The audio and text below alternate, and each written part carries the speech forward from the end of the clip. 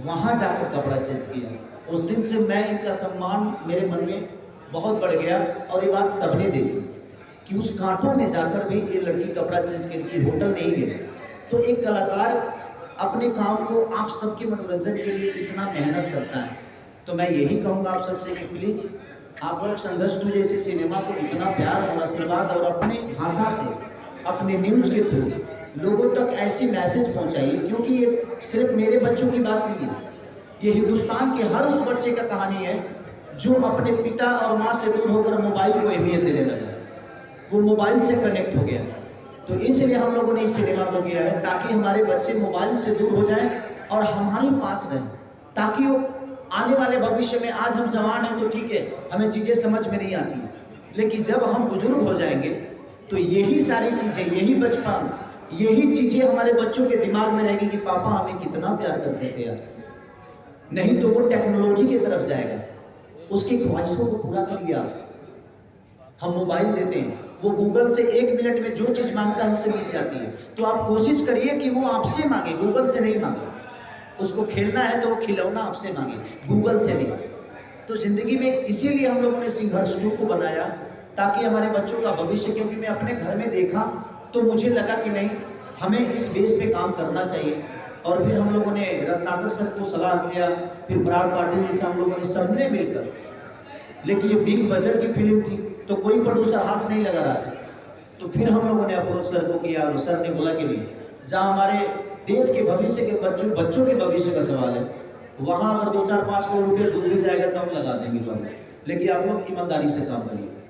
इसलिए हम लोगों ने किया है। तो मैं सब आप सबसे यही रिक्वेस्ट करूँगा, इसीलिए मैंने इस सिनेमा को करने में अपने जान तक का परवाह नहीं किया।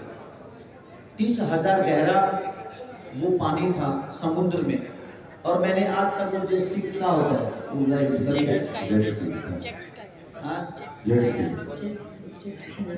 ये जो बोल रही है थोड़ा सा अंग्रेजी में प्रॉब्लम है भाई, हम आप सबको पता है, तो जो अंग्रेजी होता है तो मैं किसी और को सहारा ले लेता हूँ। तो इसलिए मैं आज तक चलाया नहीं था उसको। मैंने गोवा एक बार गया था तो मैंने देखा था, लेकिन सर अचानक से 20 मिनट के अंदर कोई आदमी उसको उड़ाने लगा। मुझे उसके लिए मेरी वाइफ से डांट भी पड़ी, क्योंकि मेरी वाइफ, मेरी बेटी, मेरा बेटा, हम चारों गए थे उस शूटिंग में। सर ने खुद ही बोला, पहली बार मैं अपने बच्चों के साथ आउट ऑफ इंडिया गया, उसके बाद मैं लंदन लेके गया, चंदा को भी लेके गया, उसे भी अच्छा लगा कि चलो मेरा पति सुधर गया पहले से।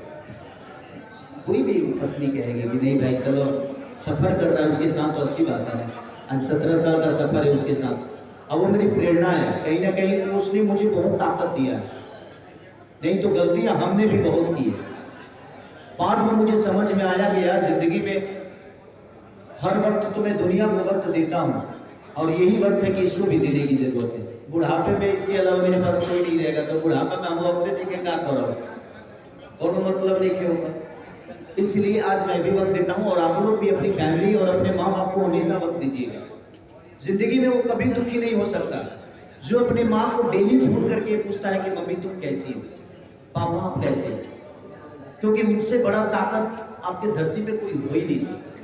तो हमेशा कोशिश करिए अपने माँ बाप को, अपने सुबह उठते ही पहले बोलिए मम्मी प्रणाम कैसी हो, क्योंकि माँ बाप जिंदगी के सबसे अनमोल रत्न होते हैं।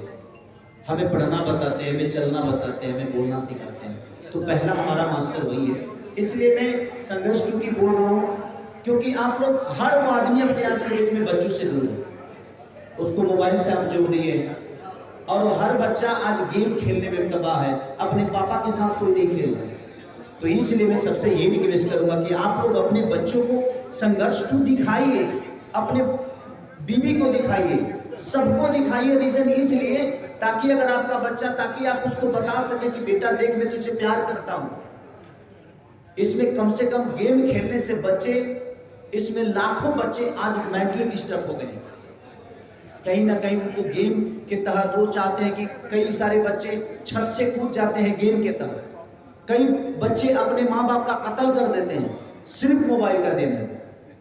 हम इसीलिए ये सारे मुद्दे के साथ इस सिनेमा को बनाए, और पराग जी ने बहुत अच्छा डायरेक्शन, इनका तो जवाब ही नहीं। इन्होंने मेरे साथ जितनी भी फिल्म की है सारी सुपरहिट हैं। चाहे वो संघर्ष 1 से हमारी शुरुआत हुई थी, उसके बाद लिट्टी चोखा, आशिकी, संघर्ष 2, तो लगातार अभी गॉडफादर इन्होंने मेरे साथ बनाई, तो लगातार अभी राजा राम करने जा रहे हैं। तो कहीं ना कहीं हम लोगों ने बेहतर सिनेमा के साथ अपने जीवन को चलाने की कोशिश की। अगर आप सबका सपोर्ट नहीं मिलेगा तो हम कितना भी कुछ कर लेंगे, हम सफल नहीं हो पाएंगे। इसलिए मैं कह रहा हूँ कि जिस तरह आज साउथ के लोग अपने भाषा के लिए, देखिए हमारा भाषा, हर मीडिया के लोग ये बोलते हैं कि हमारा भाषा इतना प्यारा है, तो अगर अपना भाषा इतना प्यारा है तो उस भाषा के लिए हमें वक्त तो देना पड़ेगा। अगर हम अपनी भाषा को वक्त ही नहीं देंगे तो प्यारा बोलने से प्यारा नहीं होगा। उसको हमें दुनिया को बताना पड़ेगा कि हाँ ठीक है, हमारे पास 50 हॉल है, लेकिन हम 50 हॉल में कम से कम 10 करोड़ कमा सकते हैं। तो सब मिलके अगर हम सपोर्ट करेंगे तो ये मैसेज दुनिया को जाएगी। तो एक से एक फाइनेंसर हमारे भाषा में आएंगे, हॉलें बढ़ेंगी, थिएटर खुलेंगे, बहुत सारी चीज़ें होगी। इसलिए मैं चाहता हूँ जितने भी हमारे दर्शक हैं, ये जितने भी यूट्यूबर हमारे भाई हैं जो मुझे बहुत प्यार करते हैं, आप सबके माध्यम से जितने लोग मुझे देख रहे हैं, चाहे वो मेगा जी को देख रहे हैं, रत्नाकर सर को, माही को, या हमारे पराग पाटिल सर को, मैं सबसे यही रिक्वेस्ट कर रहा हूँ कि आप लोग एक बार संघर्ष को जहाँ भी लगी है आप सबके नज़दीकी सिनेमा हॉल में, आप प्लीज जाइए और अपने बच्चों के साथ जाइए, ताकि वो आपका बच्चा मोबाइल से दूर होकर आपके पास रहे और आपसे चिपके, मोबाइल से नहीं। बस यही मेरा कहना है। लास्ट में एक सवाल रहेगा कि संघर्ष 2 मूवी के बारे में बच्चों पर आपने काफ़ी जोर दिया, क्या इस संघर्ष 2 मूवी से बच्चे के गार्जियन हो या फिर आपके ऑडियंस हो, क्या बताना चाहेंगे? मैं वही बताना चाह रहा हूँ कि आप अपने बच्चों के साथ अगर सिनेमा को देखिएगा तो कल से आपका बच्चा मोबाइल नहीं आपको मांगेगा।